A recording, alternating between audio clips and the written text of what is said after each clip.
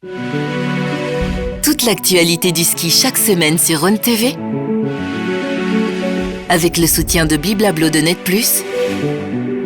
FMV, Force Motrice Valaisanne, et les banques Raiffeisen du Valais Roman.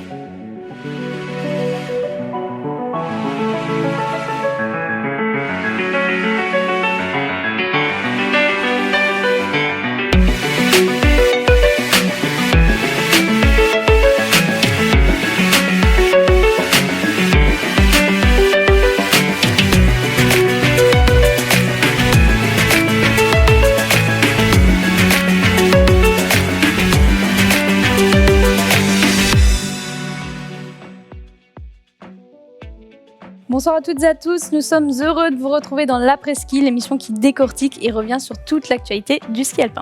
Et une nouvelle belle soirée en perspective avec l'un des plus grands espoirs du ski suisse. Il nous vient tout droit du Val de Rue. Salut Rémi Cuche. Salut. Et également avec nous, quelqu'un que tu connais bien, c'est celui qui t'a coaché durant tes folles jeunesses NLZ, Valentin Créta, aujourd'hui entraîneur du groupe Relève de Suisse Ski. Salut Valentin. Salut l'équipe. Nous allons revenir sur les résultats des Suisses et Suissesses et décortiquer les résultats des dernières courses. La grosse actu s'intéresse à la domination de l'équipe de Suisse au classement des nations. On passe un appel à Alexis Monet juste avant qu'il parte au final de Coupe du Monde. Et finalement, le MAG se penche sur la relève. On en parle avec Valentin Créta.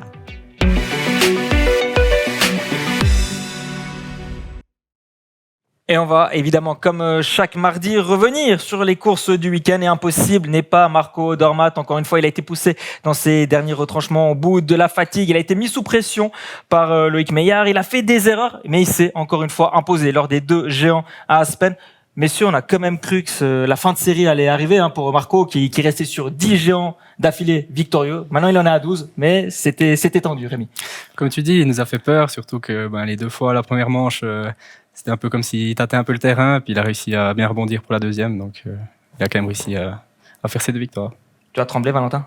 Oui, comme tout le monde, je pense, comme tous les Suisses, on a tremblé et on était super heureux quand il a passé la ligne d'arrivée en alignement du vert et en créant l'histoire un petit peu grâce à ce week-end. Il disait qu'il était fatigué, émoussé par l'enchaînement des compétitions, qu'il y avait une certaine nervosité parce qu'il se devait de gagner.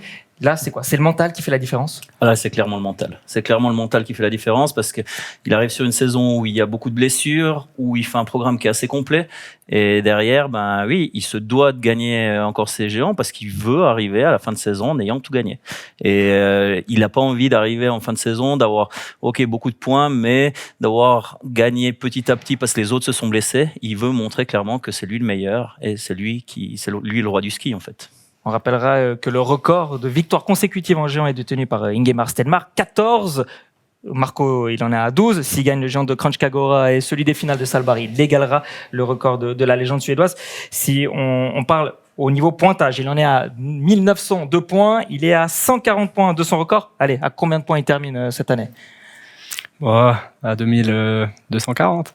2240, ça fait 3 victoires plus encore une 4-5e place. Voilà. Après, il sera impossible d'aller chercher les prochaines années, c'est ça ? Voilà, c'est ça, je pense. De plus en plus dur, en tout cas. Et à Kittel-Dames, le programme a été un petit peu modifié. Il y a eu 2 Super G à la place d'une descente et d'un Super G. Ça a souri à Lara Gut, qui a fait 2 podiums, dont une victoire. Rémi, est-ce que tu l'attendais aussi forte cette saison ? Je pense pas que je l'attendais aussi forte. Après, ça reste tout de même toujours une concurrente au podium et à la victoire. Et là, elle a montré cette année qu'avec le plaisir de skier et sa façon de gérer sa carrière, elle arrive encore à jouer tout devant et c'est super cool pour elle. On l'a dit, les leaders au classement général, elle compte maintenant 326 points sur Federica Brinonet et 385 sur Mika Schifrin. Valentin, selon toi, c'est adjugé, le Grand Globe ? Alors, c'est jamais adjugé. En ski, on doit toujours passer la ligne d'arrivée pour être sûr d'avoir gagné. On peut être le champion à la dernière porte, enfourcher la dernière porte et c'est terminé. Donc, c'est bien parti.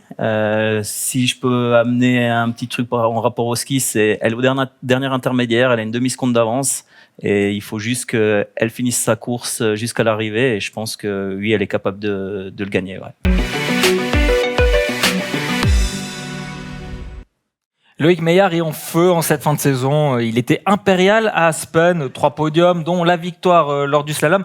Il reste sur 5 podiums sur les 9 dernières courses auxquelles il a pris part. Valentin, quel a été le déclic? Parce qu'il a eu beaucoup de peine en début de saison. Je pense que c'est aussi un petit peu la confiance qui devait revenir. Tout ce début de saison où il a 2 fois les skis qui lâchent sans raison. Ça lui met un coup sur le moral. Et derrière, le point déclencheur, je pense, c'est cette course de Super G à Garmisch où, en fait, il arrivait sans trop de pression. Il a rien à perdre. Et il fait un podium. Et là, il se dit, là, je suis capable de skier autant vite que les autres. Et je pense que c'est vraiment le truc qui lui a donné la confiance pour la suite. Rémi, 3 courses en 3 jours et 3 podiums, dont sa première victoire en slalom. On le savait en forme, hein, mais enchaîner 3 jours comme ça et puis réussir à changer de discipline, c'est très très fort. Ouais, c'est très très fort, surtout que justement il y a le changement de discipline entre deux, donc c'est d'autant plus fort. En plus, le slalom, c'est quand même la discipline, je pense, où c'est le plus dur de performer devant, donc ouais, solide. Il a gagné 260 points au total lors de ces 3 jours, ça le fait remonter au 3e rang du classement général. Selon toi, Valentin, est-ce qu'il aurait pu venir titiller Marco s'il n'avait pas eu ses péripéties en début de saison? Alors, je pense que oui. Alors, titiller, tout est relatif parce que c'est vrai que Marco, il est impressionnant. Mais c'est vrai qu'il aurait pu jouer un petit peu plus devant. Que je pense qu'il était bien parti les fois où il perd son ski, typiquement à Delboden où il joue un podium, clairement. C'est vrai qu'il aurait pu prendre quelques points, non pas à Marco, mais aux autres adversaires. Tu parlais avant d'un problème de confiance. Comment, en tant qu'athlète, on essaie de se remobiliser quand on a un peu des résultats en dedans? C'est pas facile à faire, mais faut essayer de faire un peu table rase des courses précédentes et puis se focaliser vraiment sur le ski qu'on doit faire et pas sur le résultat qu'on attend. Derrière Loïc Meillard, les autres romans ont un peu déchanté lors de ce week-end à Aspen. Ramon Seinheiser, Daniel Yule, c'était pas vraiment ça, que ce soit à Palisade ou dans le Colorado. C'est quoi, peut-être un problème de neige? Alors, vous voyez, c'est clair qu'il faut toujours réussir à s'adapter à la neige. Là, ce qu'on voit aussi, c'est que le slalom, c'est comme a dit Rémi avant, c'est, je pense, la discipline la plus compliquée à aller jouer devant. Et on est obligé de skier à 100%, même 120% pour essayer d'aller gagner quelque chose. Donc là, on voit Daniel qui fait une grosse faute. Il se bat jusqu'à la fin et ça c'est une belle mentalité qu'on peut voir et qu'on peut montrer aux jeunes, c'est que même si on fait des grosses fautes, on n'abandonne jamais et on continue, on va à l'arrivée, au pire on aura quelques points, donc voilà, ça c'était vraiment pour moi une belle image aussi du week-end, mais c'est de ça, c'est d'avancer, c'est de skier à 120% pour pouvoir essayer d'aller gagner quelque chose, parce que les autres ils vont pas attendre sur le bord de la piste qu'on passe devant, donc c'est pas facile, mais ils se sont bien battus, j'ai envie de dire. Justement, tu parles d'athlètes qui sont battus. On peut parler de Luca Erni, il est 14e lors du slalom, mais surtout, il a marqué des points pour la 3e fois de sa carrière en géant avec un dossard impossible, hein, le 62. Rémi, tu penses qu'il y a moyen que Luca il puisse partager un peu ses prochaines saisons entre 2 disciplines? Ça serait cool pour lui qu'il puisse avoir aussi un peu plus de départs par saison. Ça lui occuperait un peu plus la saison. Mais ce serait...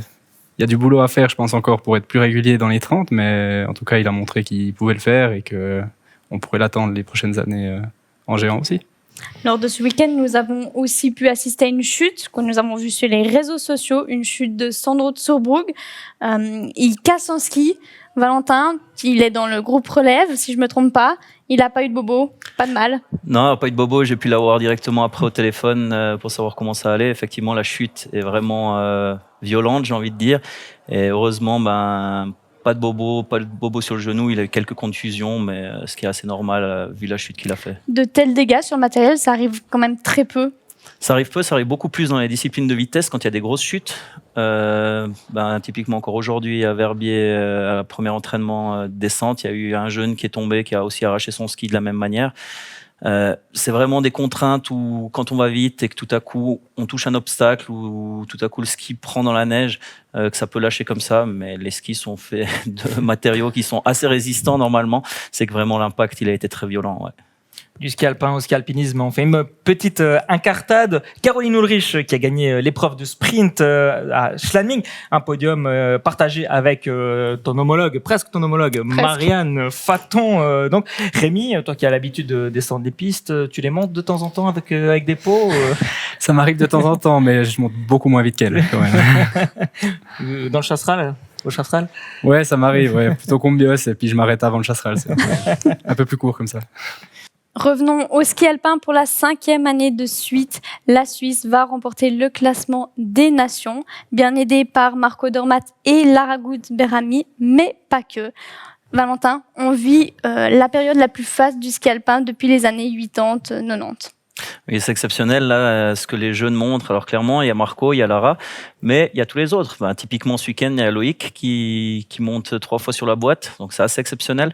Et il y a tous les autres jeunes. On a vu aussi en vitesse, on parlait des jeunes talents. Il y a des Alexis, il y a des Fragno, il y a des Arnaud Boissé aussi qui sont vraiment dans le coup et qui sont capables d'aller titiller sur toutes les courses en fait, d'aller faire des points. Et c'est vrai que cette masse en fait, elle est super intéressante et elle nous amène aussi vers un bel avenir sur la suite. Rémi, est-ce que c'est la Suisse qui est au-dessus de l'Autriche ou l'Autriche qui est un petit peu en dessous, en dedans? C'est toujours compliqué à dire, mais là, c'est clair, avec Marco et Lara qui sont vraiment tout devant dans 3 disciplines chacun, on peut clairement dire que je pense que la Suisse est devant. On revient il y a 10 ans en arrière. En 2013, la Suisse, c'était une seule médaille au championnat du monde de Schladming. C'était Lara Gut-Berami, 6e au classement des nations. Comment on explique ce revirement? C'est un effet générationnel? Alors, il y a un effet générationnel, clairement, mais il y a aussi un changement dans les structures qui s'est passé chez Swisski où il y a eu une période où il y avait beaucoup de changements au niveau du staff, etc. Et maintenant, depuis plusieurs années, Swisski essaye de garder les mêmes personnes au même endroit et créer des équipes. On voit l'équipe de slalom, typiquement, avec Matteo, Julien, Thierry et Andrea. Ça fait maintenant, en tout cas, plus de 5 ans où ce sont les mêmes personnes à la tête de ce groupe, avec les mêmes athlètes, et ils peuvent vraiment construire, et on a vraiment là une des meilleures équipes au monde. C'est idem dans les autres disciplines, où on voit le groupe Justin et Marco, où c'est le même staff aussi depuis plusieurs années, où ils ont pu construire en fait cette équipe-là. Et c'est ce qu'on essaye de faire aussi au niveau en dessous.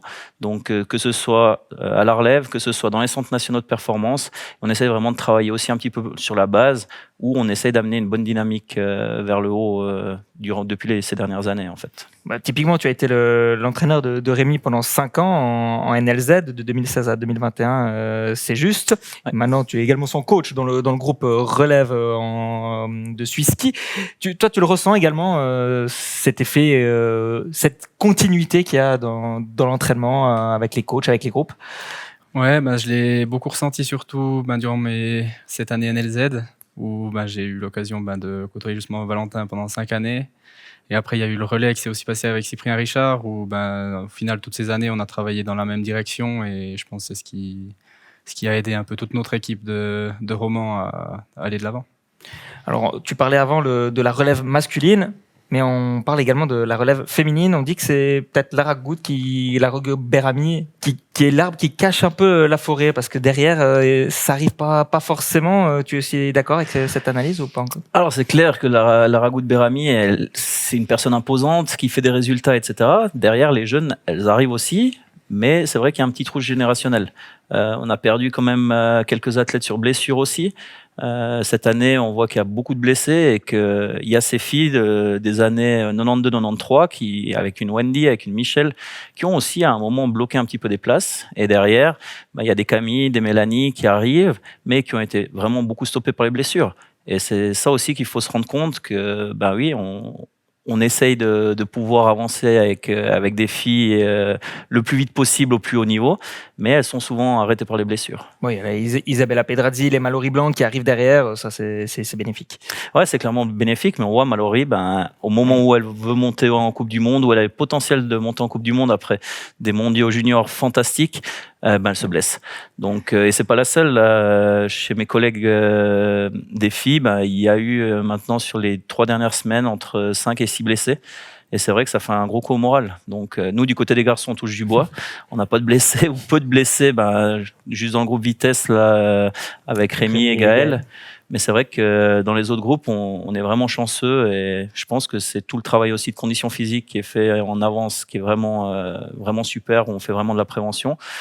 Chez les filles, c'est un petit peu plus compliqué à gérer. Et je pense que il y a aussi plus de fragilité dans le corps féminin avec les règles et autres, et de gérer la charge en fait chez les filles. Et c'est vrai que c'est peut-être ça où c'est un peu plus compliqué, où on doit travailler encore plus précisément. Bon, Rémi, vous avez quand même un super groupe de jeunes dans la relève. On peut dire qu'on est tranquille lors de la prochaine décennie?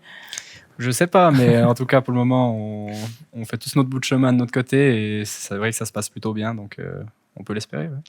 La relève, elle est bien présente. 9 médailles lors des derniers championnats du monde junior. Est-ce que c'est galvanisant en tant qu'athlète d'avoir une équipe comme ça? Ouais, je pense que d'un côté, ça aide tout le monde à pousser dans la bonne direction. Après, c'est vrai que ça met aussi la pression parce que d'un autre côté, si on sait qu'on fait des mauvaises perfs, il y a des jeunes derrière qui seront là pour prendre la place. Donc, c'est clair qu'il faudra bien se battre aussi. En parlant de championnat du monde junior, on passe un appel à un ancien champion du monde, à Alexis Monet.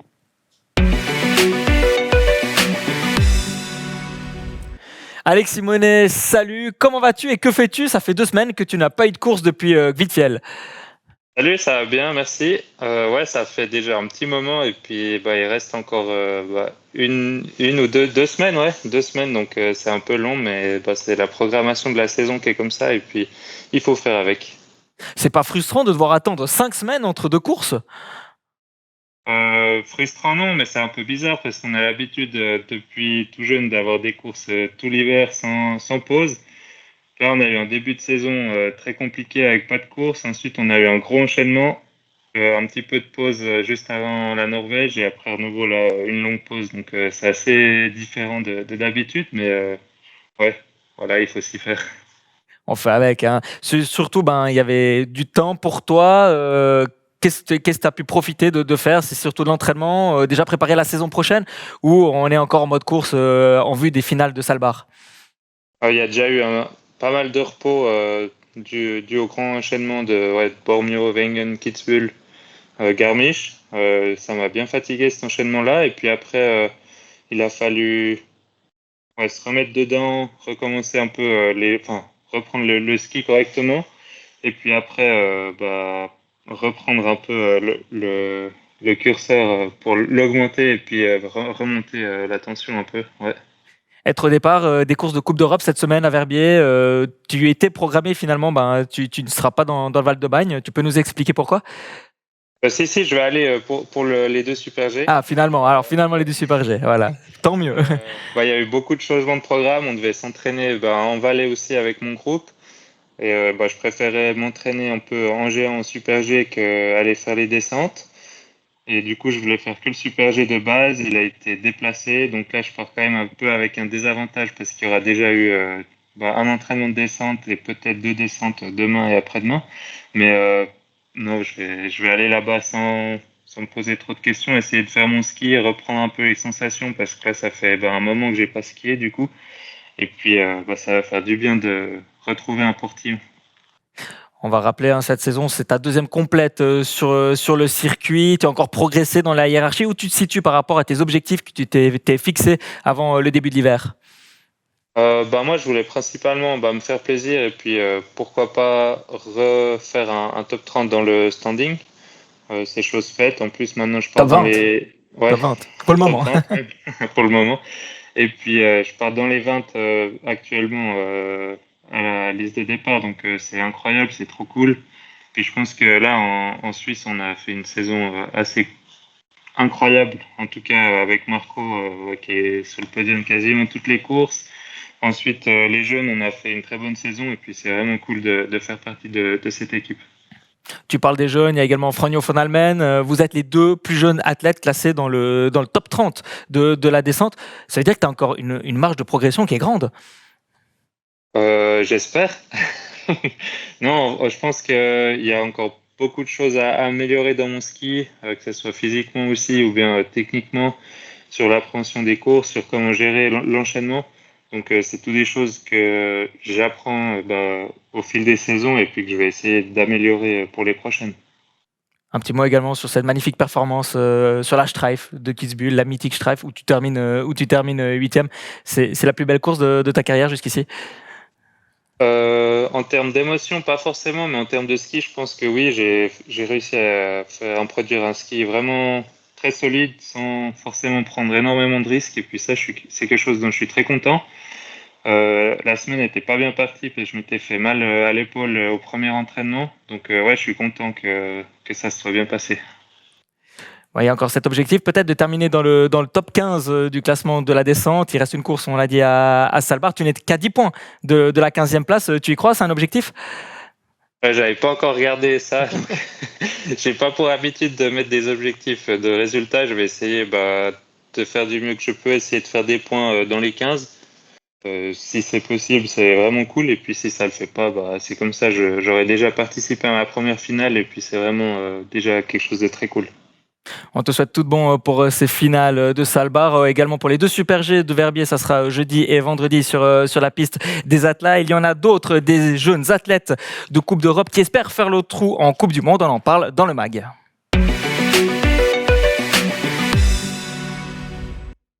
On va continuer de parler de la relève. Valentin, en tant que coach, quelles sont les difficultés pour amener un athlète au plus haut niveau?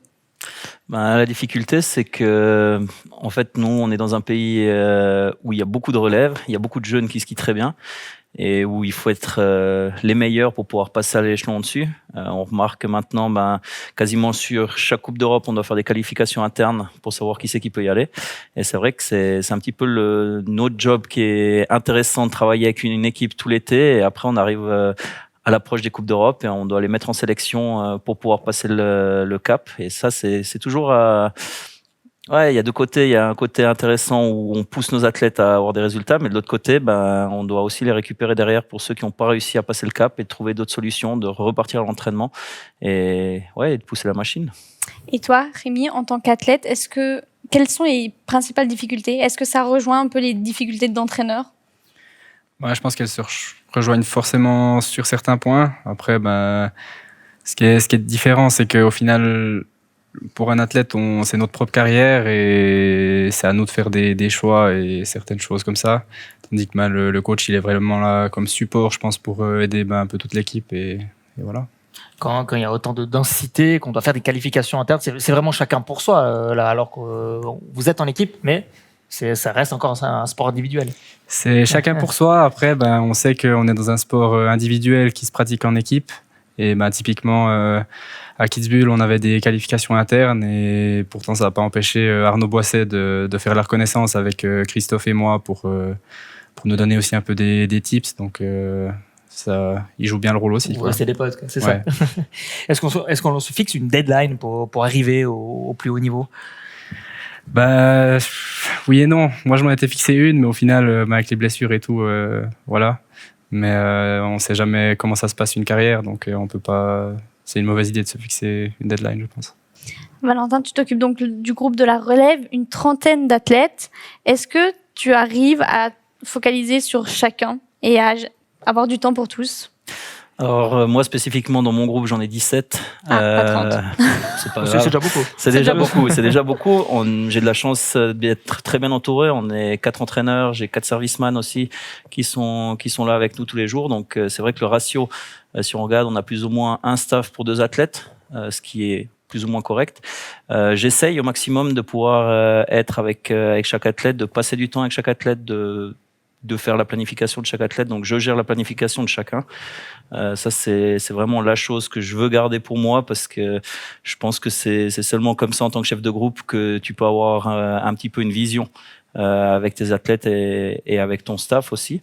Et après, justement, d'avoir des coachs qui pensent avec moi et qui réfléchissent et qui me donnent aussi des idées, etc. C'est vrai que ça me facilite un petit peu la tâche.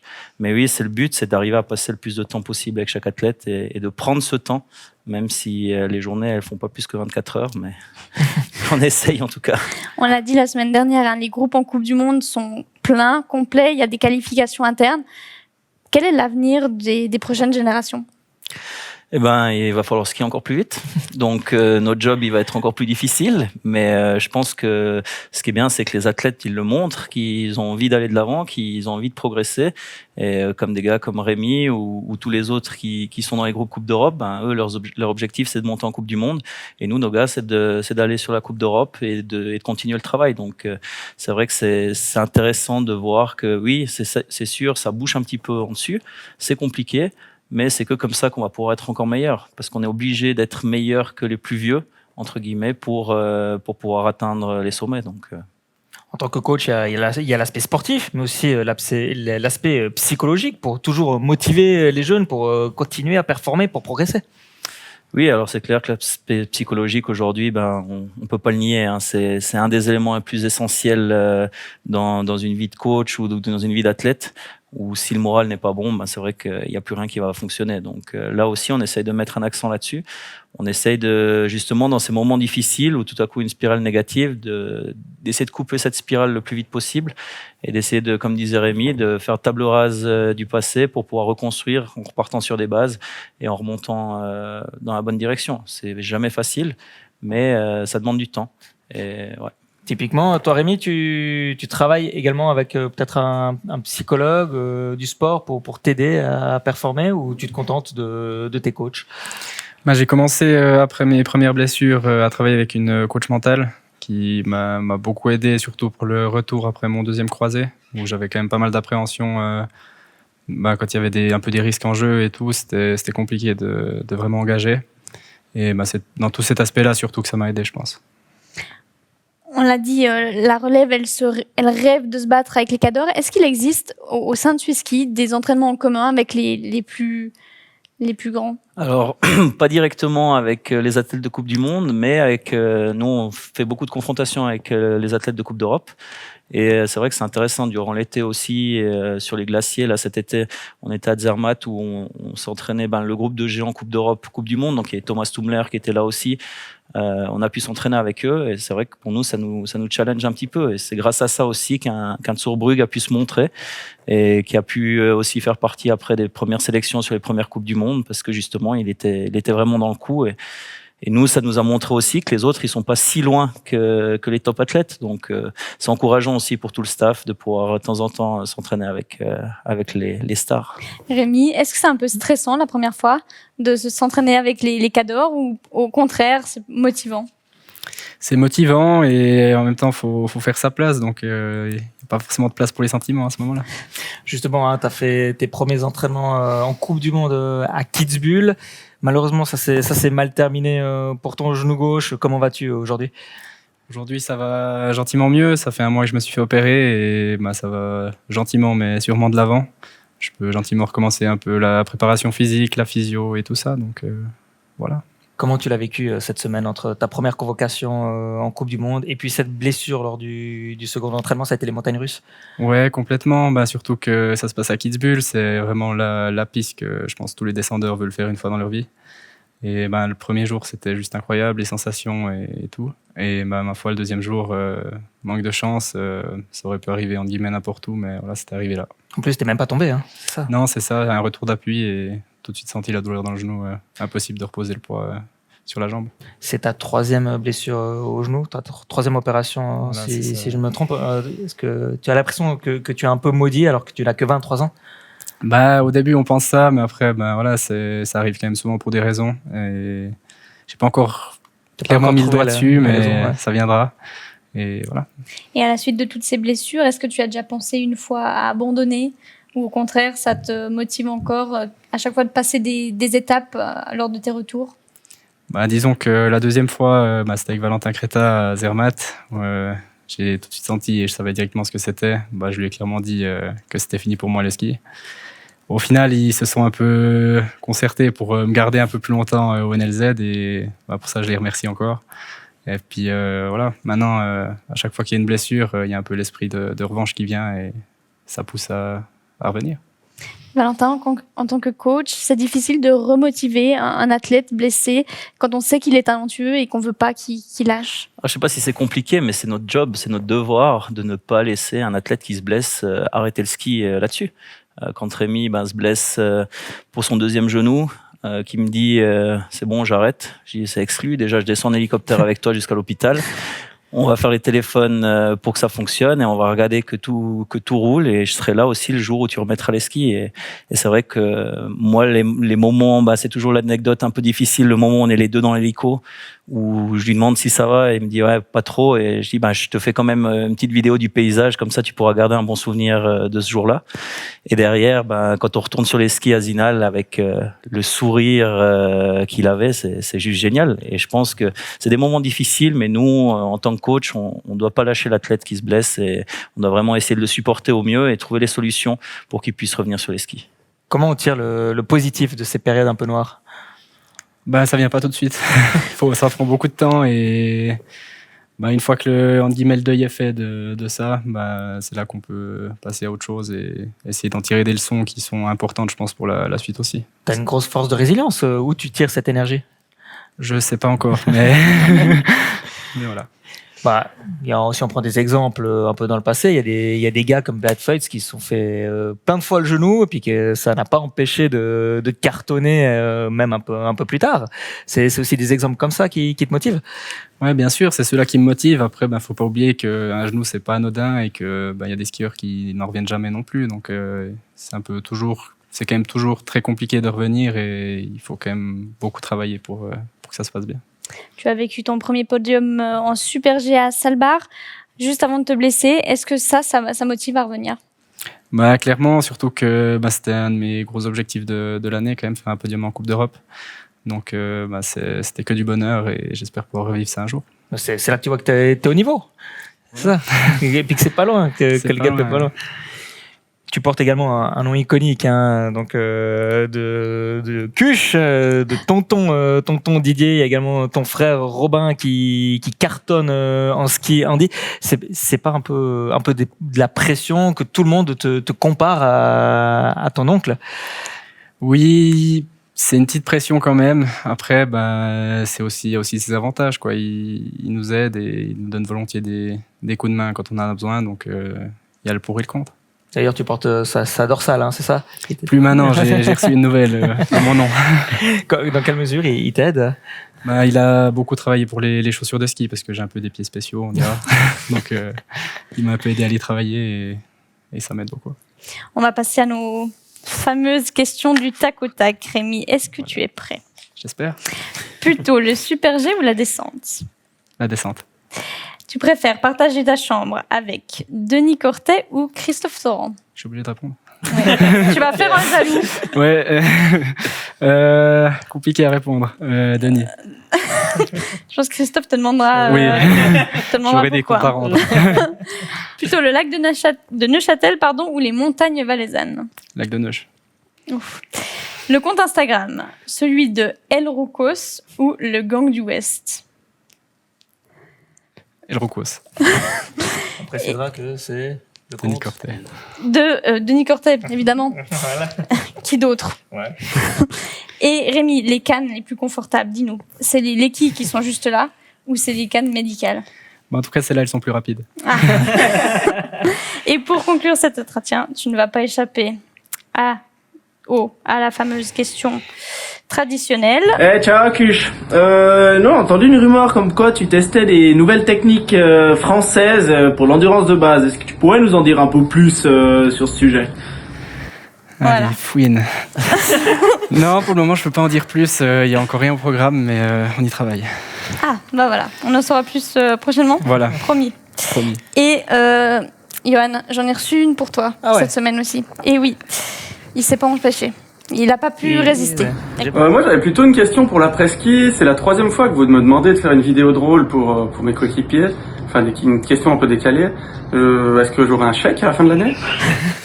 C'est vrai que Christophe, on te sollicite toutes les semaines pour nous poser des questions parce que tu t'entends bien avec tous tes coéquipiers. Alors, pour le chèque, on attendra. On paiera peut-être en bouteille de vin, mais surtout, on t'attend ici sur ce plateau parce que ça fait un petit moment qu'on t'attend. Et puis, on passe déjà au pronostic. C'est la fin de cette émission. Les femmes seront à Auray pour un géant et un slalom. Peut-être le retour de Mika Schifrin. Rémi, selon toi, est-ce qu'elle va monter sur le podium dès son retour? C'est difficile à dire, j'ai pas suivi tellement ce qu'elle avait fait à l'entraînement et tout, mais si dans la tête ça joue, pourquoi pas. En slalom, ça pourrait le faire en géant, ça risque d'être difficile encore d'être au départ. Sûrement. Valentin, un duel entre Lara Goutte et Michaela Schifrin, tu le vois venir ou pas du tout? Alors, je pense qu'avec Michaela Schifrin, il faut s'attendre à tout. Si elle a décidé de prendre un peu plus de temps aussi avant de revenir, c'est qu'elle a ses raisons. Et je pense qu'elle reviendra pas si elle n'est pas à 100% en forme. Donc, ouais, pourquoi pas. Premier podium pour Marc ce week-end. Compliqué à dire, mais pourquoi pas, on lui souhaite. Tu pronostiques sur qui? Feller. Il est de retour en Europe, c'est bon? Pardon? Il est de retour en Europe, donc après Ouais. une course un peu mitigée hier à Aspen, c'est pour Manu Feller. Il a trouvé une nage qu'il aime. Et on vous rappelle que vous aussi, vous pouvez parier, pronostiquer sur pronoski.lenovelis.ch. Ça s'affiche au bas de votre écran avec l'opportunité de remporter plusieurs lots, dont un bon de 100 francs au restaurant 1809 à Hérémence. Et on va forcément pas se quitter sans notre musique Schlager que Rémi, tu as choisi. Nu zipper nu Netflixet. Du weiß immer noch nichts hat sie gesehen. Nicht mal Tschüss hat sie gesehen, ey. Und ich frage sie, ob ich ihre Tüt hat sie gesehen, Tüt. Nu zipper nu hat sie gesehen. Du weißt immer noch nichts hat sie gesehen. Nicht mal Tschüss hat sie gesehen, ey. Und ich frage sie, ob ich ihre Tüt hat sie gesehen, Tüt. Nous Siebenen, de l'eau et le duc. Pourquoi ce choix, Rémi? C'était pour tester ta qualité de suisse allemand un peu. Ah, bah t'as vu que c'était pas ça. C'est pas un message subliminal que tu partageais ton numéro de téléphone à tous les fans non, qui ça le je garde voulaient. pour moi. Bah, merci d'avoir été parmi nous, Rémi. On te souhaite un bon rétablissement et puis on se réjouit de te voir sur les skis dès la prochaine saison. Et merci à toi, Valentin, d'avoir été parmi nous et de nous avoir analysé ces deux manches. Avec grand plaisir. Merci à vous. La saison est loin d'être terminée. Cette semaine, c'est Coupe d'Europe à Verbier, descente Super G sur la piste des athlètes. Vous êtes les bienvenus pour suivre la relève du ski suisse et du ski mondial. Il y a également la tournée en piste, c'est un axe. Venez-y skier, évidemment, faire l'après-ski, c'est toujours sympa. Et nous, on se retrouve dans une semaine pour une émission un peu spéciale. Même endroit. Même heure. Ciao, ciao. Salut.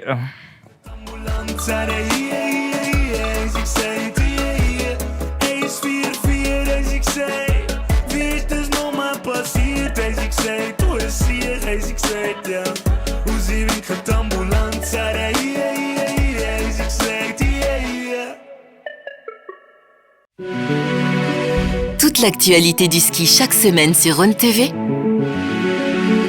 Avec le soutien de Bliblablo de Net+, FMV, Force Motrice Valaisanne et les banques Raiffeisen du Valais Roman.